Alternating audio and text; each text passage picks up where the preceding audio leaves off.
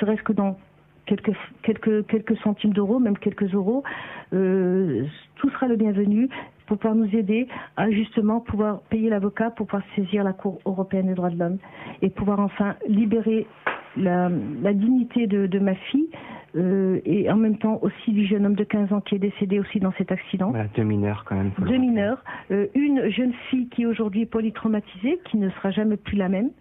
Et puis on a un miraculeux qui est indemne, qui, je tiens à le préciser, qui n'a pas été mis en examen du tout, aucune garde à vue.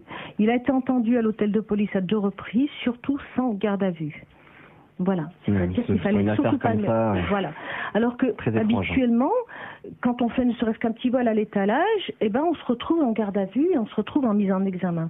Là, rien. Là, il y a homicide et même pas... Il y a mort d'homme, et ben à croire que c'est mort de chien et puis qu'on s'en fout, quoi. C'est pas grave, on n'a pas besoin de déplacer un tribunal, alors qu'aujourd'hui on déplace un tribunal pour des choses beaucoup moins graves que celle-ci, pour des vols à l'étalage simplement. Voilà, alors je ne pourrais pas en dire plus, donner beaucoup plus de détails sur cette affaire. Je préfère garder la suite pour la fin, c'est-à-dire une fois qu'on aura saisi la Cour européenne des droits de l'homme et qu'on aura eu les réponses de la CEDH. Voilà, si j'ai d'autres questions, s'il y a... Enfin, donc voilà, c'est vraiment pour rappeler... d'éclaircir au mieux. Hein. Voilà, cette émission est dans le cadre donc d'un appel aux dons.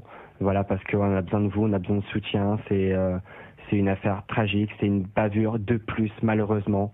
Une de trop, et que ça continue et il faut commencer à se révolter, à pas se laisser dorloter par un peu tout ce qu'ils nous vendent et que cet acte-là, voilà, c'est pas seulement aussi pour aussi rendre la dignité à Tina.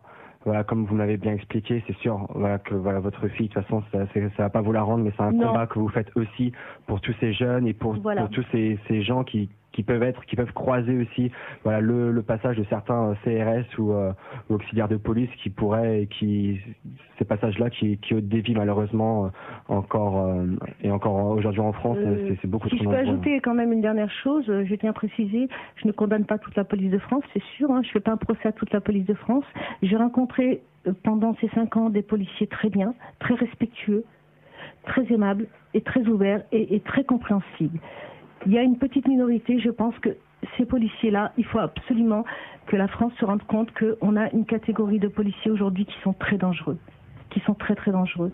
Et je pense qu'il faut que, moi à mon avis, il faut que ça s'arrête, ça suffit. C'est plus possible parce que ça va terminer justement en révolution, en haine. Moi, c'est surtout ce que je ne souhaite pas. D'ailleurs, voilà pourquoi depuis 5 ans, j'ai gardé le silence. Et j'invite aussi, aujourd'hui, je ne veux surtout pas ni haine, ni violence, ni rien du tout. Je vais faire ça dans le droit. Je donnerai à personne le bâton pour me faire battre et je tiens pas, je le précise aussi, à ce que des innocents subissent, certainement pas, parce que rien ne les ramènera, tous ces gens partis, tous ces jeunes partis, rien ne les ramènera. Simplement aujourd'hui, je veux faire ça avec le droit, avec la justice, et avec les droits de l'homme. Et donc justement, voilà. vous faites confiance justement à la Cour européenne? Je fais totalement confiance à la Cour européenne des droits de l'homme. Voilà, ils n'hésitent pas à condamner les pays concernés. Voilà, je pourrais pas vous donner un cours sur la Cour européenne des droits de l'homme. Ça fait plus d'1 an et demi que je travaille dessus. Il y a beaucoup d'affaires qui ont fait jurisprudence. Et puis en espérant qu'une loi sera votée sur la proportionnalité de la police, c'est-à-dire des forces de l'ordre quand elles se déplacent, voilà. C'est-à-dire quand elles se déplacent dans la course-poursuite, par exemple, je vais vous dire, c'était pas une voiture de police qui était derrière eux, mais c'était 4 véhicules de police qui étaient derrière eux. D'accord. En même temps. Alors vous pensez bien que même si le chauffeur aurait voulu s'arrêter, il n'aurait pas pu. Il y a des détails que je ne pourrais pas donner aujourd'hui, que je donnerai beaucoup plus tard, parce que je n'ai pas l'intention de cacher cette affaire. Des preuves à l'appui qu'on a vues et que voilà, je peux certifier. Voilà, et je ne fais surtout pas, je ne mène surtout pas ce combat. Je n'attends aucune indemnisation de personne. Tous les milliards de la terre ne rendront pas ma fille. Ma vie s'est arrêtée en même temps qu'elle, hein, je le tiens à souligner. J'ai perdu mon métier, j'ai tout perdu. Ma vie aujourd'hui, je tiens à préciser aussi, c'est que depuis le 13 février 2007, moi je marche dans les couloirs de la mort. Je marche dans les couloirs de la mort, on m'a condamné à perpétuité pour n'avoir rien fait. Même pas un vol de bonbons. Et ma fille n'a rien volé, elle n'a rien fait, aucun de mes enfants. On m'a condamné à perpétuité aujourd'hui, je n'ai plus rien à perdre. Je ne mène pas ni à la haine ni à la violence, surtout pas, je ne veux ni haine ni violence. Je veux simplement que les choses soient claires, que ma fille, en ce qui concerne ma fille Tina, je veux qu'elle repose en paix, lui rendre sa dignité et son honneur. Je veux qu'aujourd'hui, son frère et ses sœurs continuent leur vie en ayant des réponses et pas d'avoir des points d'interrogation toute leur vie. Je crois qu'on a déjà tué ma famille. Ils ont déjà tué leur mère. Je pense qu'aujourd'hui, j'ai droit à une vérité, ma fille a droit à une justice pour qu'enfin mes enfants puissent continuer leur vie et avoir des réponses, tout simplement. Alors voilà, justement, donc cet appel au don, où est-ce que justement les gens qui sont à l'écoute pour essayer de vous contacter, pour justement s'ils veulent faire un geste pour vous aider à réunir, à collecter les fonds, donc comment vous contacter, comment faire et sur l'association, si vous voulez dire 2-3 mots? Je vais laisser les personnes du comité de soutien répondre à ma place. Je pense qu'elles seront mieux placées que moi pour pouvoir répondre. Alors voilà, on va repasser le...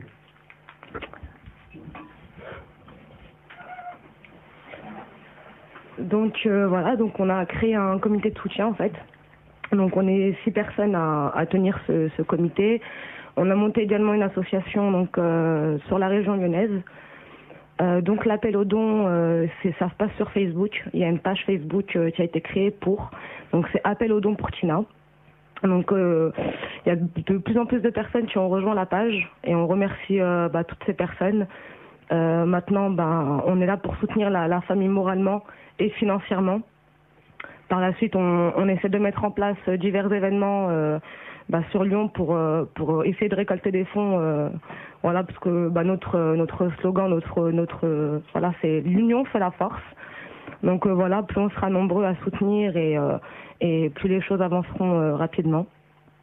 Donc voilà, si les filles veulent prendre la parole également, faire un petit mot. Ouais. Oui, vous pouvez te dire. Oui,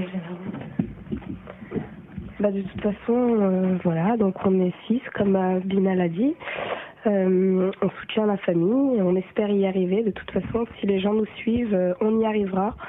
Se taire, ça ne sert à rien. C'est pas la police qui vont faire de nous ce qu'ils ont envie.